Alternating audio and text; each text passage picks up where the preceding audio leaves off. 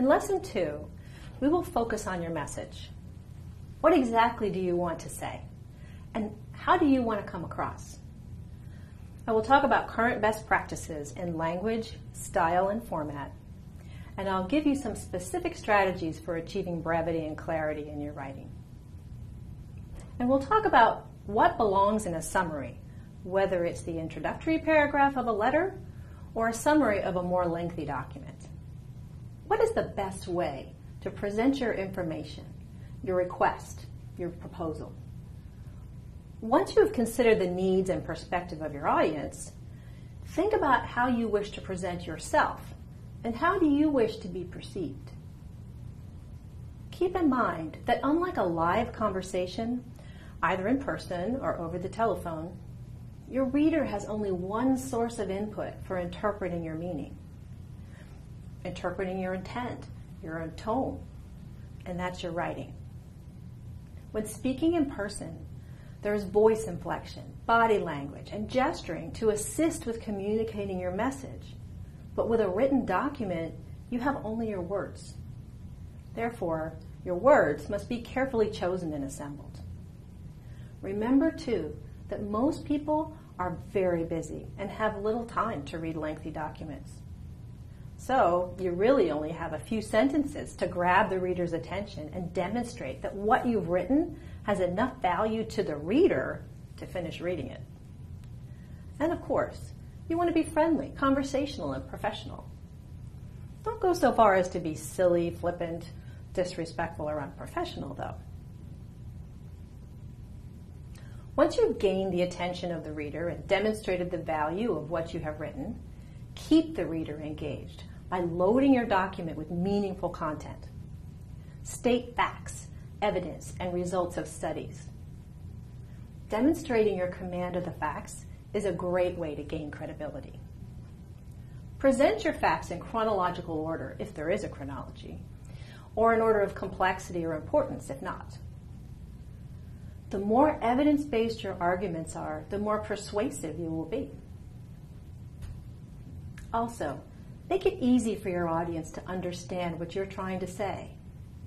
Avoid the use of industry jargon, complex sentences, and inaccurate language. Writing in a straightforward manner should make your writing easily understood by any adult. I'm not trying to suggest you should dumb down your message or use imprecise words. In fact, it can be quite challenging to write sentences that are easy to understand. You may have to revise your writing multiple times to get your point across in a straightforward manner. But it's well worth the effort. If your readers have to struggle to understand you, they'll probably stop trying and might even think less of you for making it so difficult. Regarding the issue of jargon, by all means use the commonly accepted language for your industry, but avoid words or phrases that are unique to certain job functions or activities. If you're not sure if you've accomplished it, or you just want to be sure, try asking a colleague in a different department to read your draft, to see if they can identify what they think your main points are. If they struggle, you have more work to do. The issue of clarity can be challenging, particularly if you tend to rely on a few more words or a few more sentences to ensure your message is complete. You want to write so clearly that your readers can't possibly misunderstand or misinterpret your meaning. 2 hints regarding how to write with clarity are to use simple language and avoid biz-speak. To keep your language simple, start by not switching your sentences around to sound formal. For example, in this sentence, it is important that we meet in the short term to discuss this problem. Therefore, could you provide me with your availability? This sentence is much more complex than is necessary.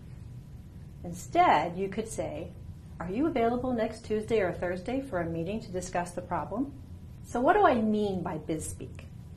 I'm referring here to the business words and phrases that we often see in form letters, such as, at your earliest convenience, which tend to make your document appear to be using boilerplate text, or that you aren't taking the time to clearly state what you're trying to say. Instead, you might say, as soon as you can. Let's review a few of the common ones. As I state the BizSpeak term or phrase, think about what might be an alternative that is more straightforward. In light of the fact that, as per our telephone conversation on today's date,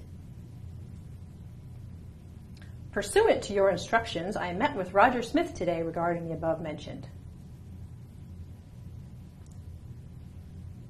Please be advised that the deadline for the above-mentioned competition is Monday, April 2nd, 2012.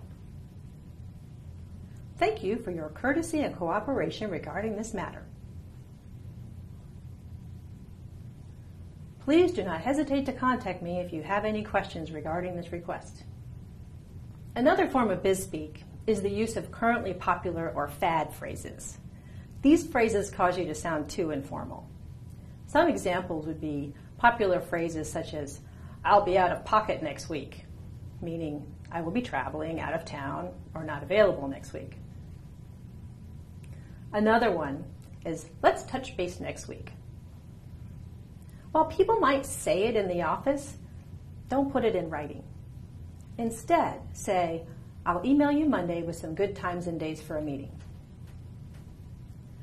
While phrases such as this might come up in daily conversation in the office and may even be popular in the business world at the moment, BizSpeak and business jargon don't belong in business documents. As I've stated, when you're writing for business, think brevity. Business writing is about getting to your point and getting it across succinctly. For North American readers, you must get right to the point after a few formal courtesies. Then, you need to make your point as clearly, completely, and briefly as you can. Jane Hicks, in her book Writing for Business, says, fewer words capture more attention. Keep in mind that there are many demands on our attention. So much content online and our inboxes demanding our attention. We tend to read quickly, material that is quick to read. Think of business writing more as news reporting, a 30-second spot on the evening news. As opposed to trying to impress your English professor with your ability to turn a phrase or write eloquent and exhaustive descriptions of scenery or situations. Here are a few ideas to help you with brevity. First, I've discussed it already, but it truly is important. Get right to the point of your document. Second, use active voice instead of passive voice. Active voice is much stronger and generally results in shorter, more straightforward language. For example, instead of saying, it was stated to me, try saying, she described to me. There is a time, though, to use passive voice, and that is if you're trying to sound less accusatory. For example, some errors were made in the processing of the paperwork. Is less accusatory than human resources didn't process the paperwork properly.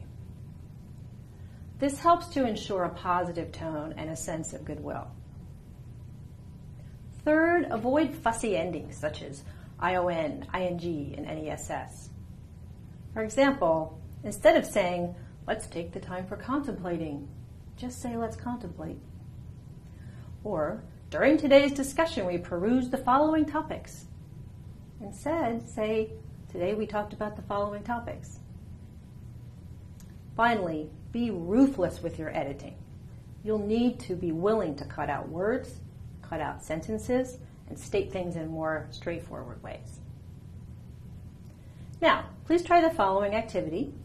When you're finished, please continue the lecture for this module.